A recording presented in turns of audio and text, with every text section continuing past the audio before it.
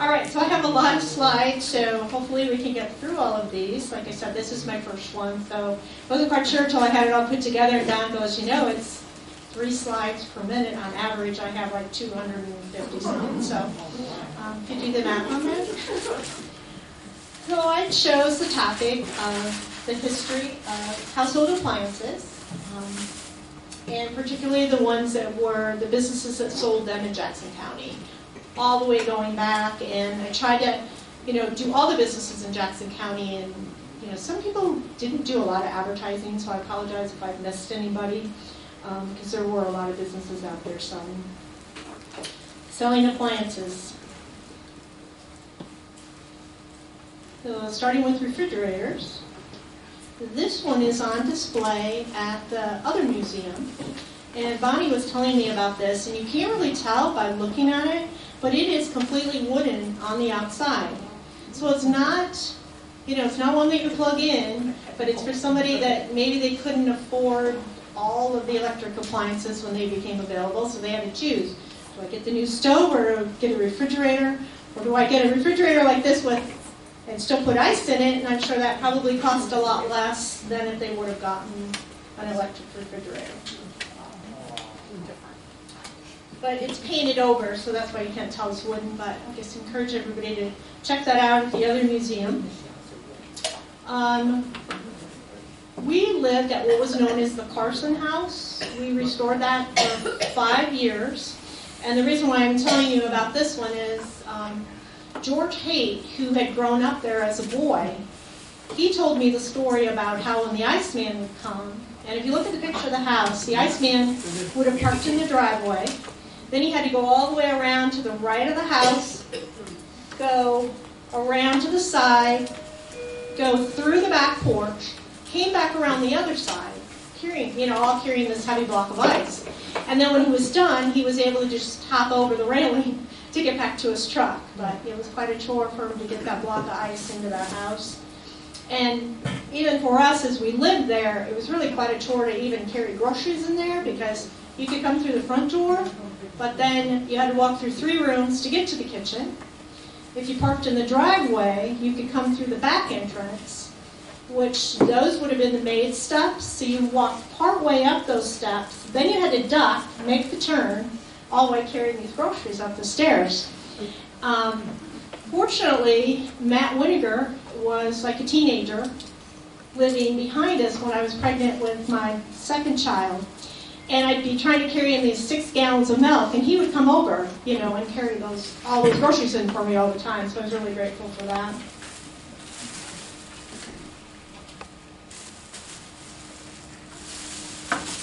In 1914, Fred Wolf invented an icebox refrigerator.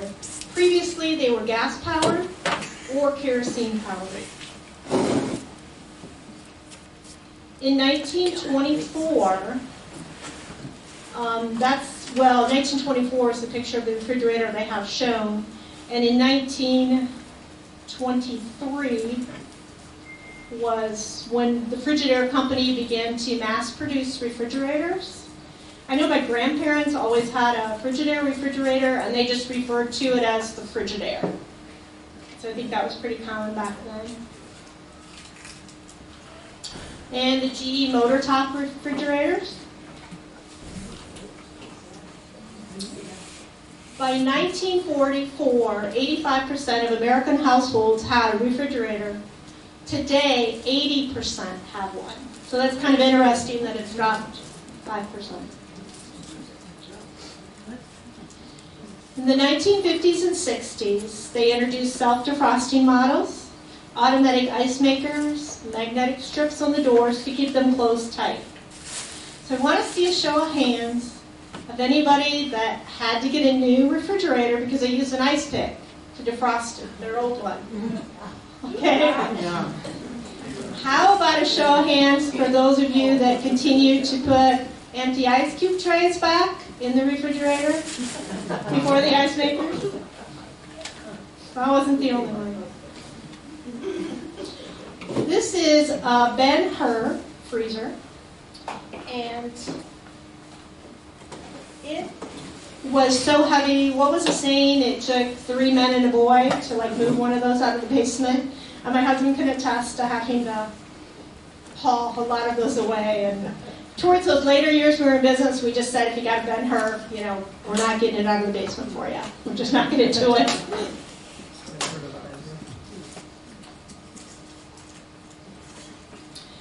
In the 1850s were the first gas stoves.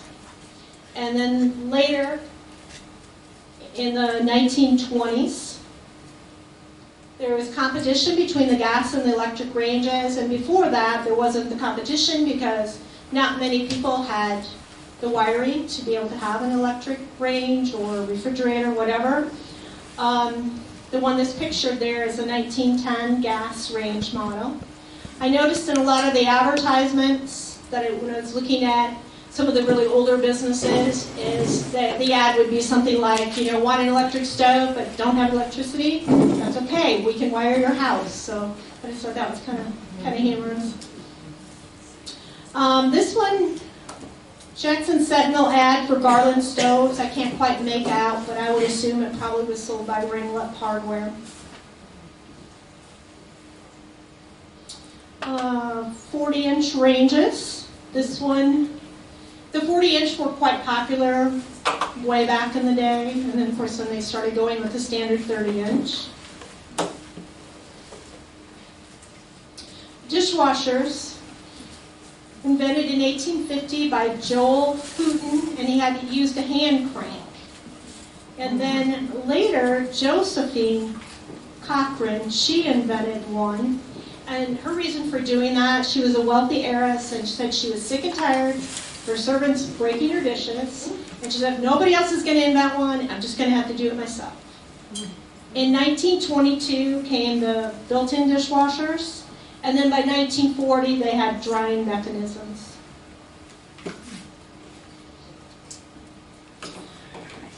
The microwave oven was actually an accidental invention. I don't know if many of you have heard about that, but there was a man that was working having to do with radar, and he had a candy bar in his pocket, and it had melted. And so then they kind of figured it out from there. They had to quit making microwaves in the 1980s, and Litton was the last U.S. manufacturer to make microwave ovens. We used to give cooking schools, and see a picture of our ad on the left, and then to the right was we just sent some letters out to customers, maybe that had come to the cooking schools before, and then I made a note there in the margin about how that had 9 attendees, and this was in 1984, and nobody bought a microwave that came to the school. And then I also noted that because half of them already owned a microwave. So, we went to a lot of work to put on those schools, and my husband had to move all the chairs out of one of the rooms, or move all the appliances out, set up the chairs, and so it was kind of a big deal. And then eventually, we quit doing those because it just was so commonplace, and again, because it probably wasn't worth our while, because everybody had microwaves that were coming to those. Oops, here we go. So in 1907, the farm implement manufacturer Maytag introduced the pastime wooden tub wringer washer. And I do actually have a replica of that in that box over there. I remember one time feeling like, how old do you think I am? Somebody from the other museum, it's been like 25, 30 years ago, the school kids were coming, and they wanted to know, could I come and talk to them about this wringer washer, and so show them how to run it. And it's like, you think I've used one of these before,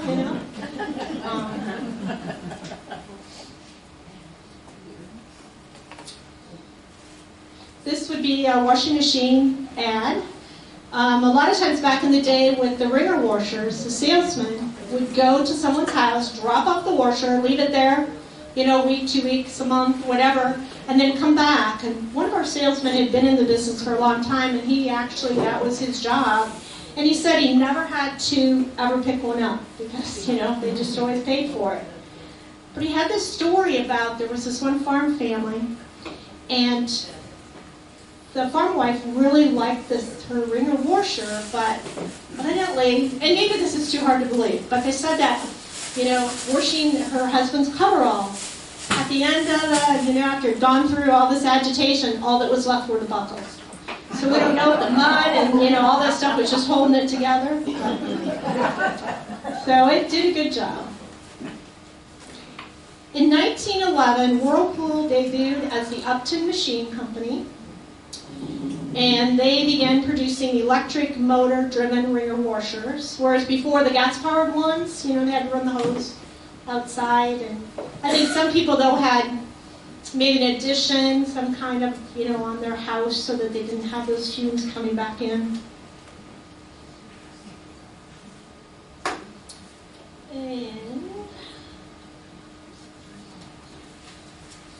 So the Maytag wringer washers.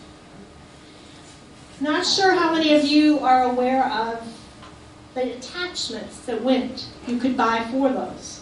One was you could even grind meat. I know a lot of people wash their walnuts in there. And we actually sold the last wringer washer out of the factory, probably back in the 80s. But we were still in our ads advertising that we were selling wringer washers in the 1980s. In 1937, Bendix introduced the first automatic washer, and these were sold in Jackson County. Wringer washer accident, 1939, Dubuque. And talking about how a lady had gotten her hand caught, and I'm sure you've heard other stories about other things, getting caught in wringers. Besides that, I'm not going to mention those. But. So in 1950s, they came out with a machine that had a spin feature to replace the wringers that were, hurting a lot of people. In 1892, George Sampson patented the first name clothes dryer. And if you see what the cost was back at that time, they were pretty expensive, so really only 10% of the households had a dryer. I know my parents didn't have one, when we were growing up for a long time, because my mom would call my dad home and say that, there was, something stuck in the wringer, he'd have to come home. But I know we had a dryer when we moved to our new house in 1968, so by then we probably were much more affordable. The Hamilton Manufacturing Company. So, and I thought I could read my computer from there, and it's really hard to see, but J. Ross Moore invented one of the first clothes dryers, and he did it because he was really, really tired of hanging his clothes out in the freezing winters. But he lacked the finances to actually be able to produce it himself, and so he did sell it to the Hamilton Manufacturing Company. In 1938, they began selling the motto June Day, and this was sold in Waukegan stores. Statistics of appliance ownership in 2022.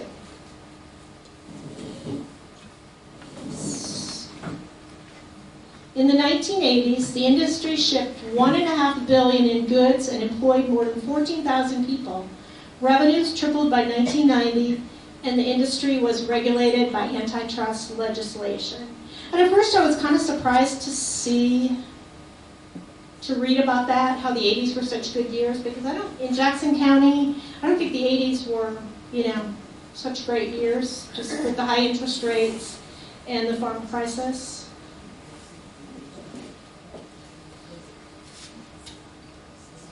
Industry changes, then and now. So you can see the refrigerators, just got bigger, taller, wider, deeper.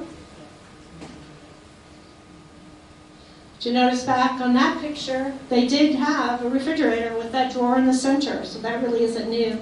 That's something they came back out with.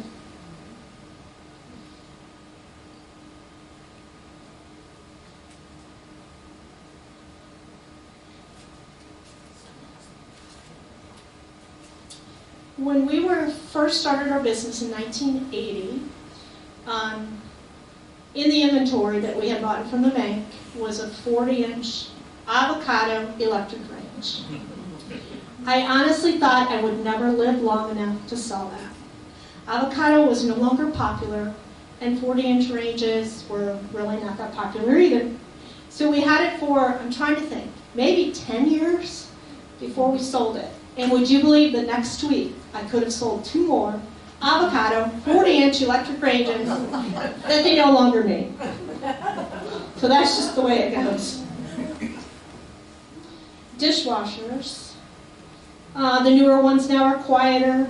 They've got the tall tubs, so you don't have that bottom panel, which just kind of collected crumbs anyway. But you do have longer run times because of the lower water usage, which that was kind of dictated by the government, that they had to become more energy efficient. The washers have changed quite a bit as far as what they use to move the clothes. They've gone, there are still some models with agitators, but then you have these impeller agitator models. You can't interrupt the cycle with the new machines, as many of you maybe have found that out. And then there is a trend going back to front loaders, which use even less water and clean better.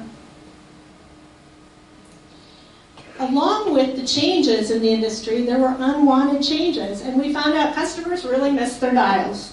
They wanted that microwave that still had the dial. We couldn't get it for them anymore. They wanted colors that had been discontinued, like avocado.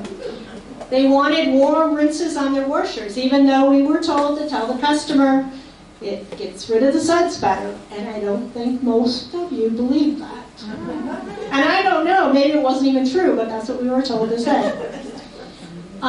They want shorter cycles on their dishwashers. You know, some of them now are 3-4 hours long. They wanted outlets on their ranges so they could have the mixer with the mashed potatoes, you know, on the stove. And they wanted their control lights back on the laundry and the ranges. And we couldn't give them any of those. New innovations. A drawer inside of a drawer, or 2 drawers inside a drawer. Actually, some of them had 3. Frigidaire came out with air fry range. Microwave drawers. Smart appliances. Oh, I forgot to turn the cards. Maybe I have to get back to you. Okay, so I was a little hesitant about these smart appliances when they first came out. And kind of glad we aren't still in the business to have to figure all that out, because when we were selling electronics, it was so hard every time you had to change the clock. So people would call when it was daylight savings. And if you don't do it like in an order, in a quick manner, you know, you can't set that clock on the VCR. You just can't do it. And so I used to go to River Village. It was just easier. I'd just go around to all the customers that we had and just set the clock on their VCRs twice a year. So like with these smart appliances, it's like, oh my gosh, you know, there's just no way most of our customers are ready for that. So show of hands, do any of you use smart appliances? Use the features? Okay. Some of the early brands, some of you might be familiar with all of these. Westinghouse was one of the earliest brands, and if you get a chance, there is a documentary on George Westinghouse on the PBS channel, and it's very, I had no idea. He was a wonderful man and just came up with so many products and maybe really didn't get the recognition that he should have had. Now this might surprise you, and I don't know if you can see that so well back there, but the current manufacturers, if you look, all the ones on the right, those are all foreign manufacturers. If you want to support the U.S. and stay with the U.S. manufacturer, then for your next appliance purchase, you should consider one of the Whirlpool brands. Or if you've got lots of money to spend and have $12,000 to spend on a refrigerator, you could buy Sub-Zero. Or $10,000 to spend on a range, you could get a Wolf. So I'd like to see a show of hands of how many of you realized that they are the only U.S. manufacturer. So it's kind of scary, I mean, to see that. Appliance trends. This is something that's pretty unique. I don't know that it's really going to catch on here, but those burners are installed right in the countertop. So when you take the pan away, you don't see anything. So I don't know how you combine that with somebody that installs counters to be able to do that, but I think that that's probably not going to catch on in Jackson County. 2 dishwashers. I do actually have 2 dishwashers at home, I have to admit. I love it. They really do come in handy, especially at holidays.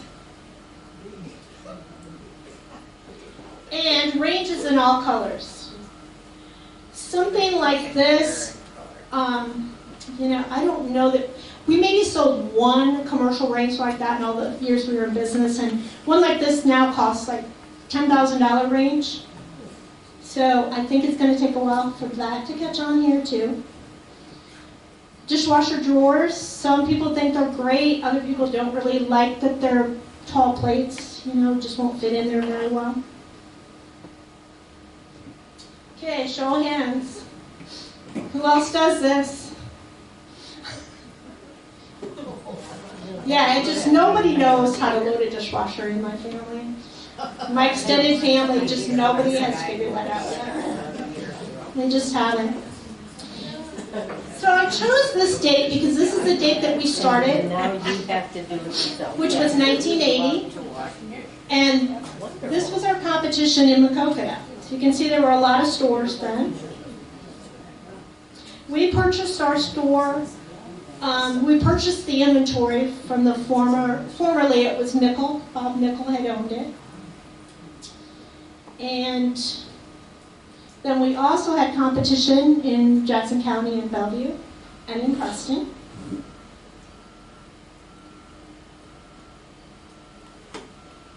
And currently in Jackson County there is only 1 appliance store left.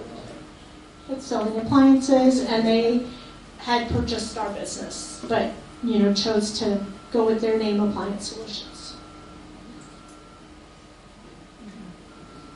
So I have to admit, in the years that we were in business, 99% of all of our customers, I really appreciated. It was that 1%. I said they kept me up at night. I will say that the appliance customers were more patient than the people on the electronic side, because oh my gosh, if their remote control did not work, it better be fixed today, because that's what you did. You fixed them. You didn't buy new ones, because they cost like $100, $150 back then. So we'd go in there and solder in whatever, little resistors or whatever was in there, and try to fix those up for people.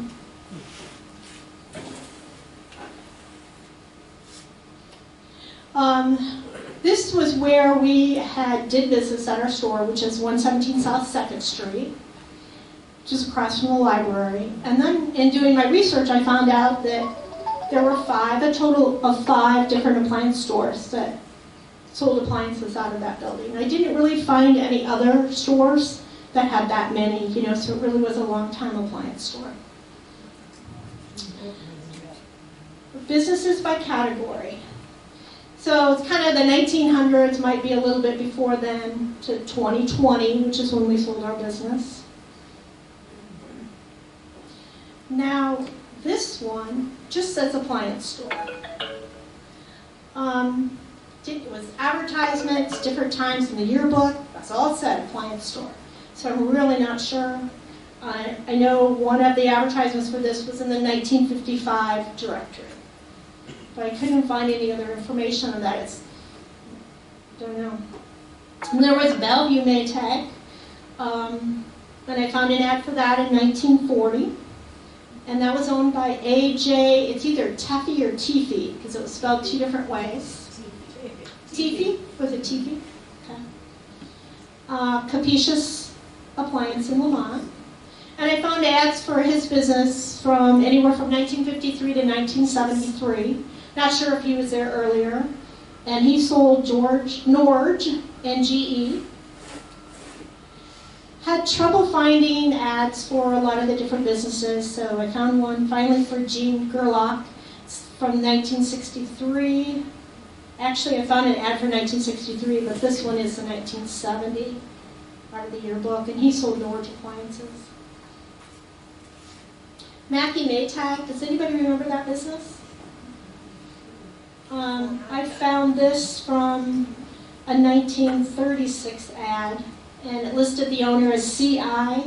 and Alma Mackey. Is that where Chiefy's had theirs, Maytag store? I'm not sure. And then McCarty's, and they did service, but then there were a few ads where I saw where they actually were selling, but I think it might have just been out of their house. The Maquoketa Maytag Company, from 1939 to 1961, A.J. Teefee, and then later it was I.S. Myron. After that it was Bill Hutchins, and they were at 144 North Main, which is north, well, when they were at 144 North Main, that's kind of north of where the Shocker buildings were. And then they were also closer to like where Jeff Ferguson's building is too. Penrose Annex, which was later purchased by the Grunwalds. TM Woodworks sold appliances for a few years. It would be more of those higher end ones, built-in refrigerators, which probably at that time would have been $7,000 to $9,000, somewhere in that area. Probably some built-in appliances as far as the cooking products would go. I really looked and I couldn't find any advertisements for the catalog stores, but we had two different Sears catalog merchants. Who remembers the two? Go ahead and say. Marcia Corder and then Bernie Paul. And I think Bernie Paul, if I understand, she had to then close, I think they closed stores. Actually, Sears just went through and just closed a bunch of stores. But Marcia was in business from, or actually maybe the two stores together, from 1973 to 1987. And again, that's what I found. Different mentions on that. So we also had computer and appliance stores, and John Reagan had his for a while at Westgate. They were offering a lot of different services. They had flooring, cabinets. Yes? He's located by where the west side of Dakota State Bank is. He is now, but he doesn't sell appliances anymore. Right. But when he sold appliances, he was at Westgate. And then you had department stores selling appliances. You had Gamble's, which I'm sure most of you were at Gamble's at one time or another. I found advertisements anywhere from 1946 to 1982. Who remembers the owners? Myron. Okay, I guess I don't have him on here. Was he one? Maybe one of the earlier ones. So I came up with Bob Spady, Dean LeClaire, Barney Hinkner. And they sold Coronado. Montgomery Ward, which I'm not sure with Bob Mickle, but I found ads anywhere from 1971 to 1974. And that's, again, where we had been located. The drugstore. So Hinckley's drugstore was selling, and it looks like I found advertisements from anywhere from 1918 to 1961. And that was E.L. and Harold Hinckley. And you can see where Hinckley's was, where they were located there on Main Street, near close to the bank. And then you had electricians and electric companies that were selling. So this was kind of interesting. I know when we used to do advertising, sometimes they would spell a name wrong, but then usually the next time they would correct it. But for some reason, multiple ads I have for Bethel Electric and Bertha Electric. So I don't know if they're the same. But, yeah. So here's one for Bethel. And I found a ton for Bethel. And you would just think that if that wasn't right, you either wouldn't pay for the ad or they'd, I don't know, make another one, and that was right. The Brady Company. Now this one, That ad doesn't show the appliances, but later on they did have some. Claude Harrington. So Claude, I think, changed his name quite a few times, so I've got him listed in different areas, but he was an electrical contractor.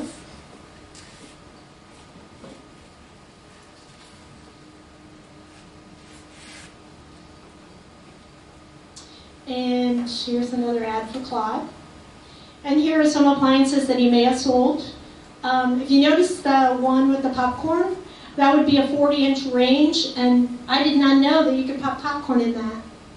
I got my first refrigerator. It was a Philco from Harrison Furniture Company.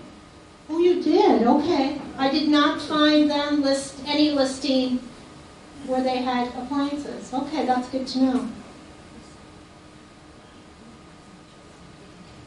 Durgan's Electric and Refrigeration. Larry added commercial refrigeration in 1983. The Electric Shop, again, this was Claude Harrington. And Claude was still in business when we were in business. And those later years, our Frigidaire salesman would come and call on us and then go talk to Claude. And we would see Claude doing service calls, and there'd be a walker in the back of his truck.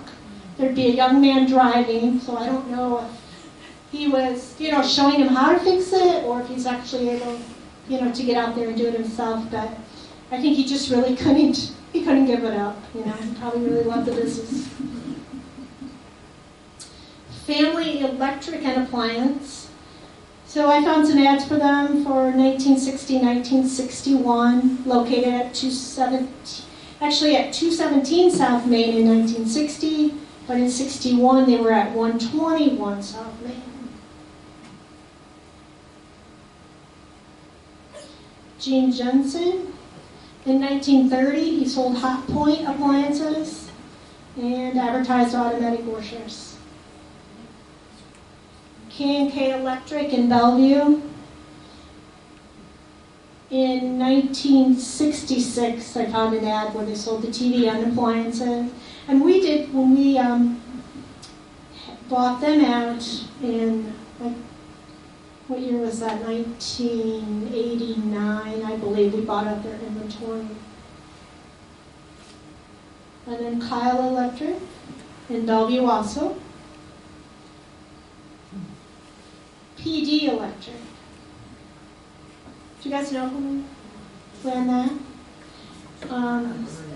So that was Gene Palmer and Herman Dostal.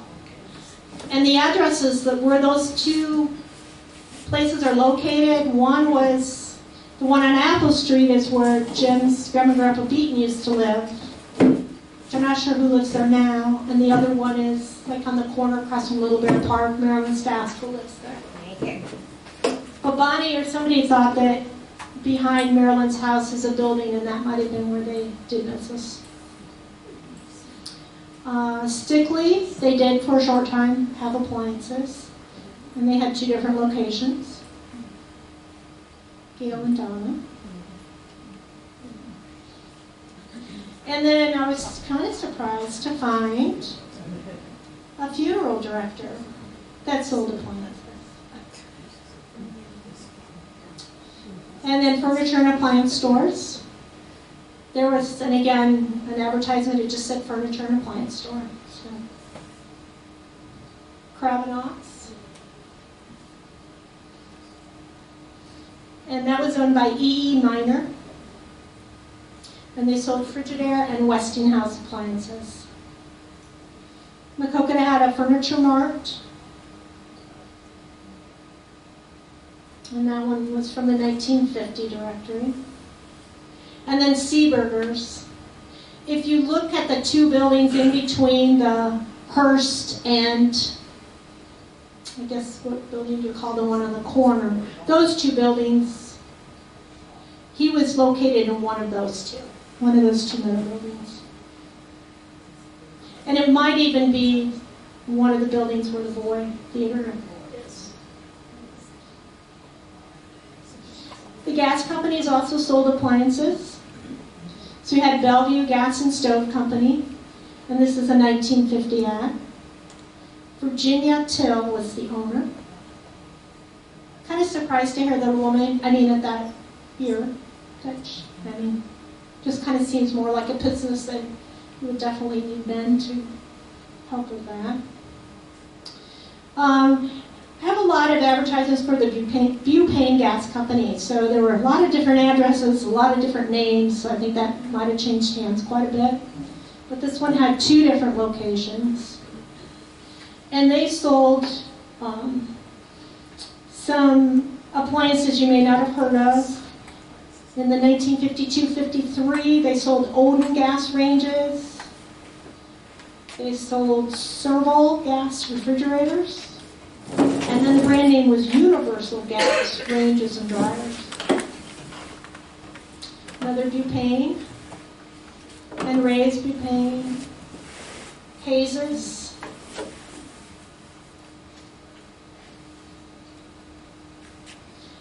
So in 1933, Hayes's Scale Gas was at 315 South Main, and the owner was John B. Hayes. And I was trying to figure out where that was because Linda Bailey lives at 312. So across the street is a house that still looks pretty old. So does anybody know where that was located? What about this business? Has anybody heard of this one? Hicks's American Petroleum. Junior Hicks. Yeah, Harry Junior Hicks. That's who that was, okay. And I think that this one would have been located where Darwin Lyons lives, kind of at the south end of town there, by the body shop. That's for sale. Yeah. And then another butane one. He sold Hamilton dryers, gas ranges. And this one says 148 South Main, which I was trying to figure out where that is. Because 146 South Main is on the corner, which is across from the green space. And Cardinal Copper is 202 South Main. So I can't quite figure out where that is. Macocata Gas Company had several locations. And in 1958, they were advertising that their office was across from the Kirchhoff locker. Macocata Scale Gas had 3 different addresses. In 1938, the owner was Miss Addie Young, and that's when it was on Olive Street. And in 1952, E.N. Granger. And 1956 was John Levin. Any of those names ring a bell? Anybody? Hardware stores. So this is the one that kind of intrigued me. I've got this right here, and it's stamped the Home Equipment Company, Macocata, and it talks about getting rid of stains, and it's put out by Maytag, but I can't find out, but I would think that they must have sold appliances. Moots Hardware, and that's located in Bellevue. Coast to Coast. Who remembers some of the owners of Coast to Coast? Lyman Smith. Yep, I went to school with his son David. And then there was Ray Nichols, and I went to school with his son also. So they were both same class. I know that Ray Nichols, I don't believe he ever sold appliances though. I remember doing a gift registry there when we got married, and I just don't remember any appliances being in that store. Driscoll Hardware in Preston. And they were in business for quite a long time. The Galloway stores. Penrose. And the Penrose store, I wasn't quite sure how to present this because it's, they have their annex and they have their tires and all of this stuff, but does anybody remember all the names of, I guess if you could see them from there, the Penrose names? There were 4 different ones.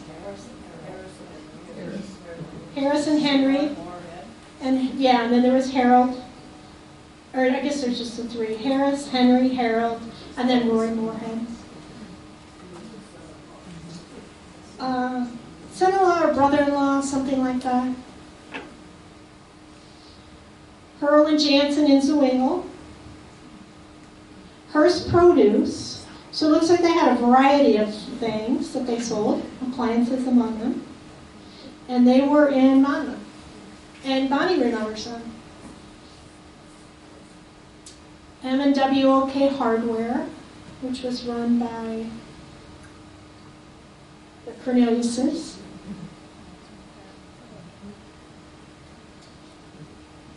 And Preston True Value. And then you've got Ringlock Hardware Store. Anybody know who the first owner was of Ringlock Hardware Store? Adam Ringlock. Second owner? Jen Jacobson. So I'm just going to read this because I just think it's kind of fascinating. This. So Charles Ringlip went to work in 1879 at the hardware store. He sold his interest to Ben Jacobson in 1917. Levy Ringlip was Ben's mom. Levy, Charles, and Adam were siblings. So Adam, who was born in 1857, worked for Carter Brothers at age 17. So 16 years later, he bought half interest in the store and it was renamed Carter and Ringlip. And then in 1902, Adam and his brother Charles were the full owners of Ringlip Hardware. And so Ben Jacobson was working for his uncle Adam at the age of 17 in 1899. Then in 1924, he owned Ringlip Hardware and was in the business until he died in 1977. In 1899, the store was located in a building which had said later a movie theater. So I'm not sure which theater they were talking about. If it was the one we used to have, then burned down, I don't know. In 1912, they moved to where Schultz Brothers was later. And then later they moved to the Max Ray Jewelers building. And then in 1947, they moved to Old Shields Barn, which was south of Jack and Jill. And in 1955, they moved to the corner of Main and Pleasant.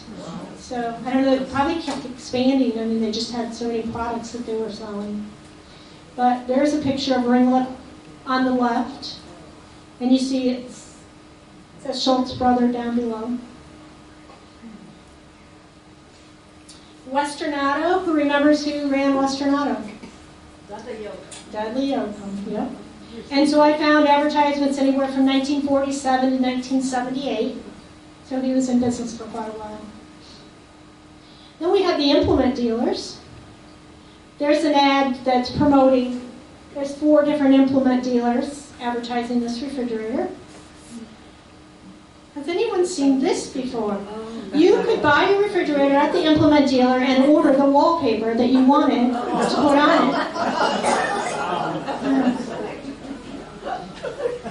Andreessen's in Baldwin also would have sold these. So anybody know the owners of Andreessen? So it was L.A. Willie and then Mark's Andreessen, who married my mom's cousin. So didn't realize they had sold appliances. Art Kling out of Preston. And the Cornelius store, which this is the same address now where Appliance Solutions is. I put a question mark after 1904 because in my notes I thought I found where they started in 1904, but maybe that was wrong. Maybe that it was later than that. But, and again, we're back to spelling again, but the employees were, do you know this one? Walter Rockwar. And then it's spelled like this several ways. Elvin Kelcher.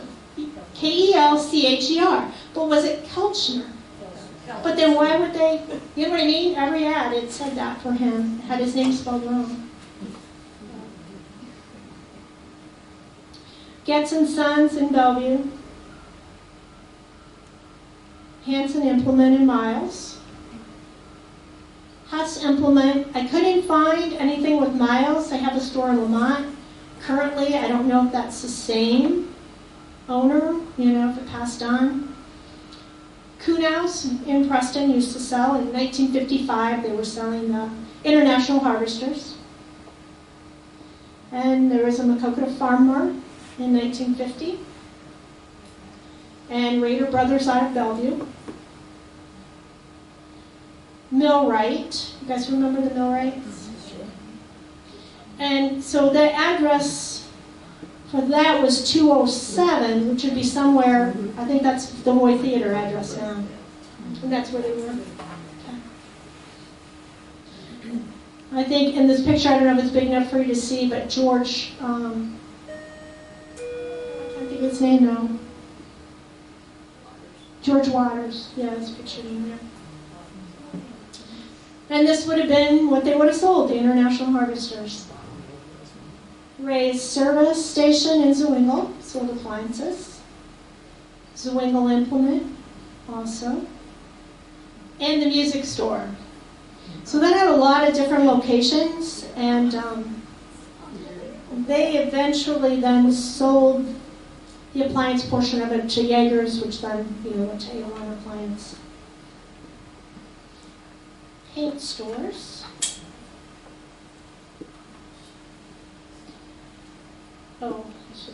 So with the paint store, that was owned by Allie Beaver, John Wilcox.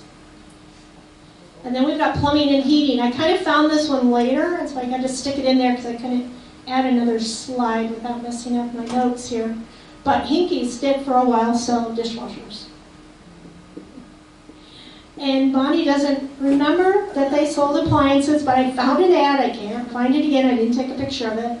But at some point, I think they sold something that was an appliance. So who are those people? And there we go again, Gibson and Wells. In 1952, Hazel, Bonnie's mom, listed as the owner. Joel's and Jensen sold appliances. Taylor Plumbing and Heating. I found out where North Summit Road is. How many of you know where North Summit Road is? It's Pershing Road, yeah. Did not know that. And that is where Callums and Birch is located now. Whoops.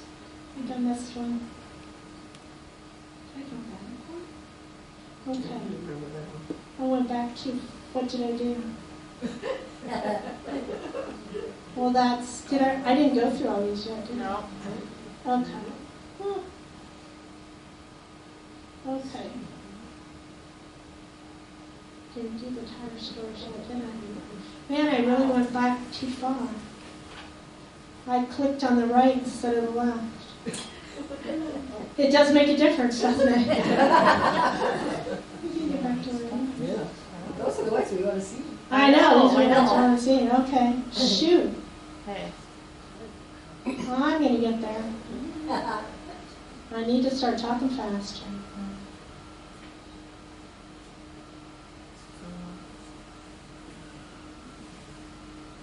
Oh, these are the, you know what? This took me all the way, I'm going to have to, this took me all the way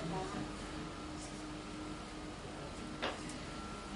So while you're finding that, could I just say? Absolutely. So we talked a lot about Maytag and Maytag washing machines. And before some of the farm homes got electricity, they made washing machines that were gas. They had a gas motor and they sat on the front porch usually. You see all the old pictures. And they had a something you stepped on to start it. What's that called? A kickstart. Thank you. They had a kickstart. So Mitch and I went up to Amana to Newton, and we belonged to that historical society for a while. And we went to that museum all the time, and they had all of the Maytags in there that had ever been. And it was really a nice display before they started making those. And they insisted that they always made their own gasoline engines for those Maytags. And I said, well, no, I know that you bought Clinton engines for a while. No, they always made their own. But we have paperwork showing that they bought engines from Clinton, gasoline engines with a kickstart from Clinton engine for a time to put on your early Maytag washing machines. But they don't want to know that. But it's true. It's not their history, that's not their story. So Wells is Plumbing and Heating, Bonnie's brother. He did for a time sell appliances when they were in business, so I do know for sure they had them. TV and appliance stores. Alrighty. So we have, I'm going to try not to click right again and get messed that up. Arnold and Beverly Coranda, which they purchased from Yeager's. We had a second location from 89 to 91, Bellevue TV and Appliance, which actually AJ TV had 2 locations, Bellevue and Macocata too. We chose to spell Bellevue that way because that was the original spelling of the town. And, do you see Don Wentler's name in there? Because he worked for us. See him here? Okay, he did work for us for a time, not at the Bellevue location, but Macocata. Bowman TV and Appliance, which is located where we used to be located.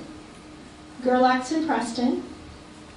Grunwald's, which was Thelman, Jean, and then later, and then Sam.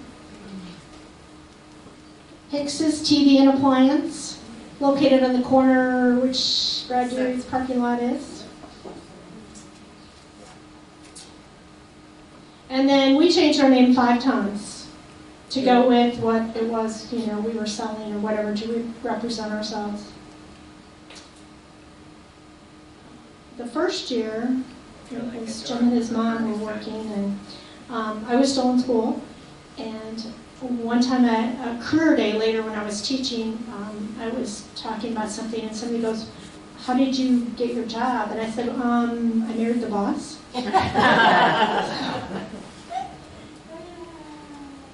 Nichols. Crow he was kind of off and on as far as he would, wasn't a continuous business, so, and the name changed several times. Reed was located where Hicks's were located. Couldn't really find much for them either. And of course, Yeager's then moved out to West Flat. Had radio and TV dealers. So the Cornelius Radio Shop, I don't know if that was connected with Cornelius Implement at all, if anybody knows that. Giddings out of Preston. See, it is spelled right here, Kelchner Radio and TV. So, but he did actually sell appliances as well. And Owens's. So Harold Owen from 1952 to 1980 ran his business, and we actually bought out his inventory too. I think we still have like his 2 testing equipment and so on. But it's said that he sold the first automatic washer in Jackson County. And it was probably a Bendix washer. Tire stores sold appliances. You had Meese on South Main, sold Calvinator, OK Tire. And that kind of changed hands from Gertenbach to Hicks to Larky's, which we have a Larky in here. John. Is that? Yeah, so John and Gladys Larky owned it. In 1956, anyway. And there's the OK Tire store. Sorry, I gotta keep moving on because I got too many here. Unusual appliances. So, dishwasher. That's something you probably haven't seen one like that before. A built-in dishwasher that pulled out. More different dishwashers. A top-loading portable dishwasher, which would have been a little awkward, but better than washing by hand. This one is really kind of puzzled me, how you could wash your dishes and your clothes in the same machine. But somehow that must have worked. Maybe it was like that on the Green Acres, she dumped everything in the sink or something. Don Wentworth said his grandmother had one of these. So it's a portable washer, about the size of, a little bigger than a toaster that you could have in every room. You didn't have to keep carrying your clothes around. I don't know. And then Maytag's Drying Center, I did have one of those. It was kind of cool. For all your clothes that you dry flat, you could hang. You could take out the racks and you could hang the ones that needed to hang, and then you still have the dryer down below. The only drawback, they were so big. And everybody that bought one wanted it in their basement. They were so tall. And my husband, I'm sure, has some stories to tell about that. G had their mini basket, which people loved. And Frigidaire had their jet action. When it was made by General Motors, it went up and down. It worked really well. And I don't know how many of you know John Zerkabach from Clinton, but he loved that washer so much that he had one saved in a box. It had been like 30 years and it was still sitting there because they didn't make them anymore, and if his quit, he wanted that jet action. Frigidaire flare ranges. So the story on that, our salesman, the one that also delivered the wringer washers that he would deliver and then go back and get paid for them, he sold these flare ranges. So when he would come and work a sale for us, if someone said they had one of these, he would say, "Oh, don't get rid of that." He said, and it's like, you're supposed to be selling, this is a sale. But he usually managed to talk them into keeping it, so it didn't work out so well for us. Those are kind of unusual. This one, drop-in ranges. My parents had one like the one on the right in avocado. And then this wall refrigerator up above, that is the refrigerator. And I can't imagine how something like that would have cost. Look at the refrigerator center on the left. That would have been cool to have that. That whole thing is refrigerator, top, bottom. And the one on the right, you could put your groceries there, I guess, while you put them away. Now this Foodorama, which is the next slide, in the year 2000, the pricing of that would have been equal to $5,000. So I don't know if Claude Harrington sold any of those or not. The one on the right has a built-in radio. That one tips down. That tips down, and maybe it pulls out then. I don't know. I just have never seen that before. And the color looks a little bit different as well. Appliance colors. It's had a lot of different appliance colors over the years. And Ringlet advertised, that he had this blue enamel stove in quite a few of his ads. So, and we have one of these in our kitchen, and we did have one for sale in our store. And this is a wood burner. And people would ask me, I can't tell you how many people ask me, do all the burners work? Yeah, there's a lot of wood in there. They'll work, but otherwise,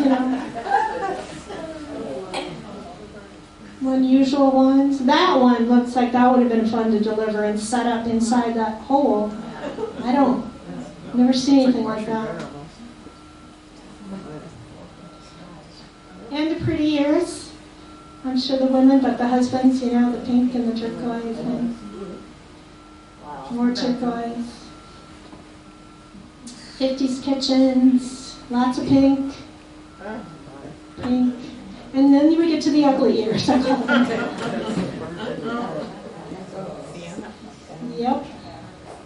Although the poppy, oh my gosh. Verlebeck, her stove or refrigerator, I don't remember which, quit working. She had poppy. Couldn't get the parts. She had to part with her poppy, and it was tough for her. I can see why she liked it. I just thought that was kind of cute.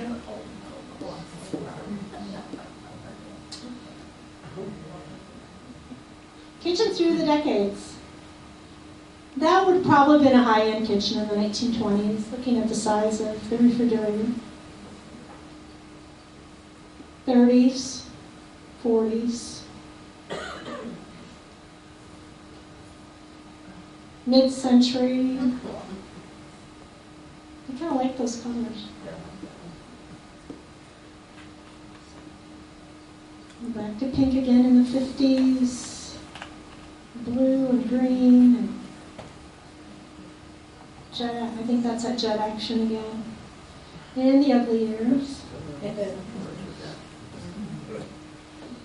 Some interesting advertisements in the 80s and the 90s. And I kind of stopped there. I didn't really think you needed to see. You kind of know what they look like after that.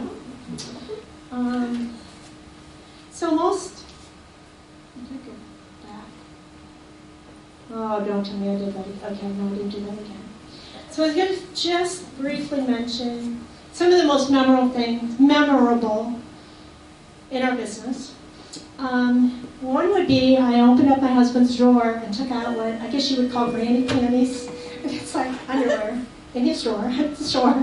It's like, do you want to explain something to me?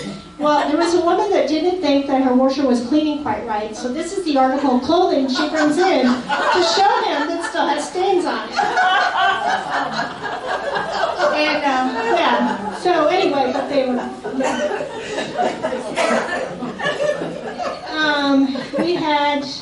then I had one of the superintendent's wives. She was quite embarrassed and kind of took me aside one day in the grocery store and she said, did your serviceman tell you? And it's like, tell me what? So what they had stuck out of the pump in the washer was this really black, lacy pair of underwear. And she was so embarrassed, and he hadn't come back and told me that, but she just about died. She wished he would have just thrown it away and said, here, this is what I found in the washer.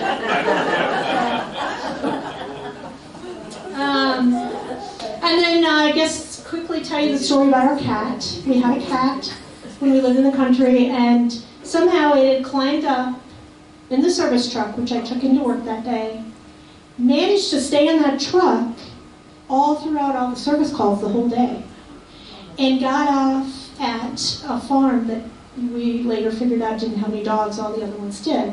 And then a couple days later, it's like we still can't find our cat, and then I'm trying to figure out what happened to the cat, and it's like, I remember when I got to the store and I heard him meow, I wonder if he was in the truck.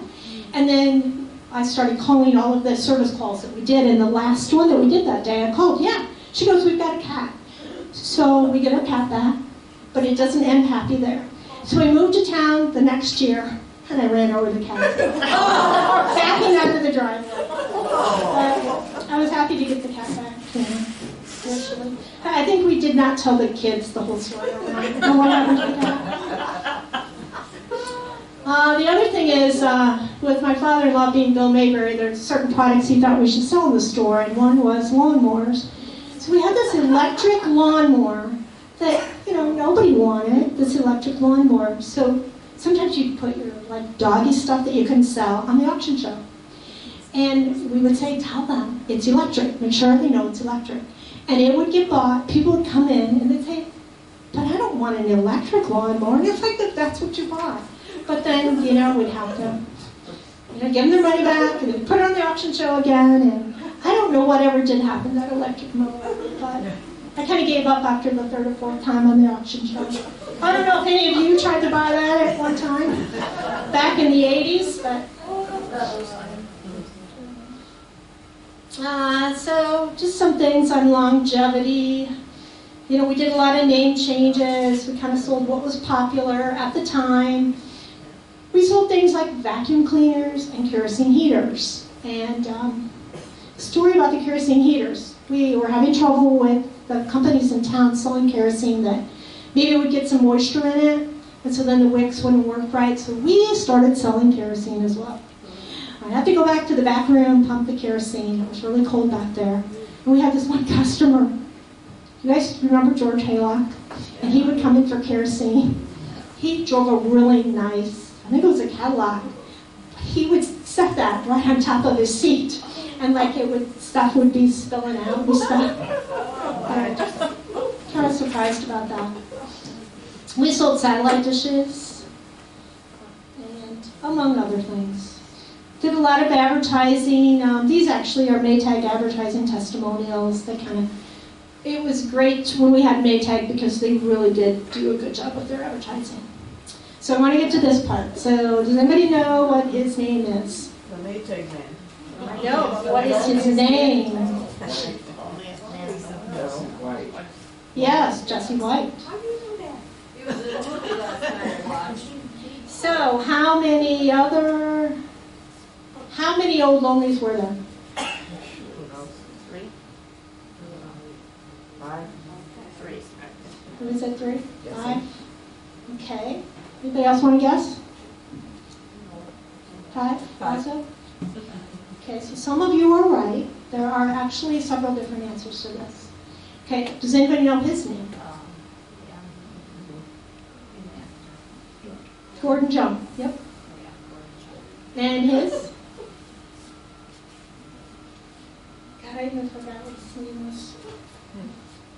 That is Hardy Walls. And Hardy Walls with, anybody know his name? Mark Devine.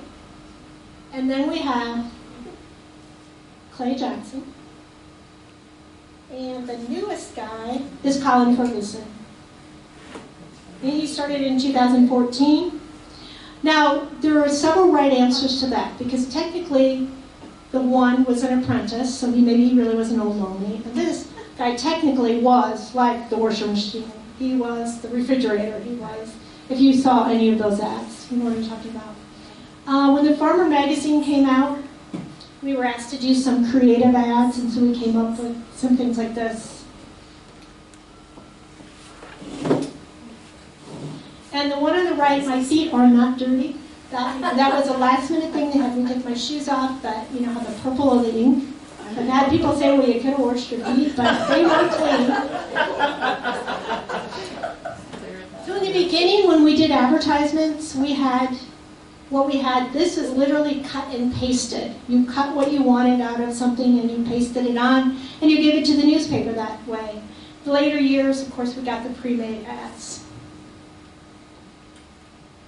Sales and promotions, we did anniversary sales, we did inventory clearance sales. We quit doing floor sample sales because people thought we were selling flooring. And at first it took me a while to come in. It's like, yes, these are our flooring samples. Well, but where's the flooring? I was like, oh, I get it now. Okay, yeah. We only sell appliances and TVs. We did truckload sales. This one, the Boss is Away sale, which turned out to be a really good promotion. We did the no interest sales. May had May's Maytag month sales, and then Frigidaire had National Frigidaire Week. So Maytag wasn't going to be outdone with just a week. They went with the month. We did expansions with our video department. We did have a lot of help with our early sales reps, and especially that one I was telling you about, the Soul Ringer washers. And then Rosie Moorhead from the Waucoka Sentinel Press, she really did help us out in those early years. They used to give awards when you did things right with the distributors and the manufacturers, and they kind of closed that out. Over the years, we had quite a few employees. We had 40 altogether, including the TV and video department, which did include Don Whitworth. Our children all worked there, and his mom worked there the first year.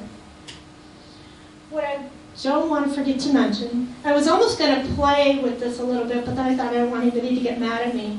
But we were promised when we did a tour at the Maytag factory, when it was over, we were all going to get a free washer and dryer. And at first I was going to tell you guys that if you stayed with me throughout the whole thing, you get a free washer and dryer. Well, this is what our free washer and dryer look like. This is our washer, and this is our dryer. And I was glad that I still had that. I was kind of surprised. And I do have a lot of other artifacts up here if you do want to look at these after the presentation. We did have some challenges like any other business. And I think I'll just kind of, pass over that because it's getting kind of late. But do want to talk about the business not as usual during the pandemic. So during the pandemic, it was hard to get appliances. It was especially hard to get freezers.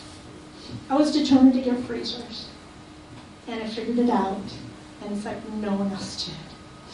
I would ask questions. I would try to figure out, well, what was happening is if you placed an order, and if it happened to be in the system, somebody had just put it in there right now, you could get it. But if you placed an order and it just back ordered, you were never going to get that. And it's like I'm still surprised today that it took 6 months before anybody else figured it out. So we had customers coming from 3 states. We had Lowe's and Menards telling them to come to us because we had freezers. Nobody else did. So I would get up all hours of the night to snag these freezers. But you had to be really quick. You had to get it in your cart, out of your cart, just so fast. And so every week we were getting hundreds of freezers. And so it was just kind of a fun way to end our year with business, to be able to do that. What you might not know about appliances, I was just going to say stainless steel appliances can rust. so you should keep a coating on them. Your filter on your refrigerator, that doesn't mean you have to change it, it just means that 6 months have gone by. So when that little light comes on, I mean, you may need to change it, but that's all that is, it's on the calendar. Appliance pricing, past and present. Just kind of wanted to let you know what a good value appliances are. This is an ad from 1983. And you can see, well, maybe you can't see from back there, but they're not that far off. They're about the same price for comparable items. You know, within 10%. And most things are not even close to that. Yeah, if you want to buy, you know, some of the other high-end refrigerators, yes, you could spend $2,000, $3,000, but if you get that same top mount to replace the one that you got in 1983, you know, it's not even double, it's not even, you know.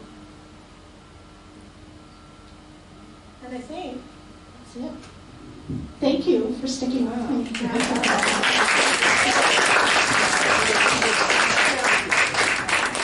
So I hope you learned a little bit. I know I learned quite a bit from. How many people sold the water? I had no idea.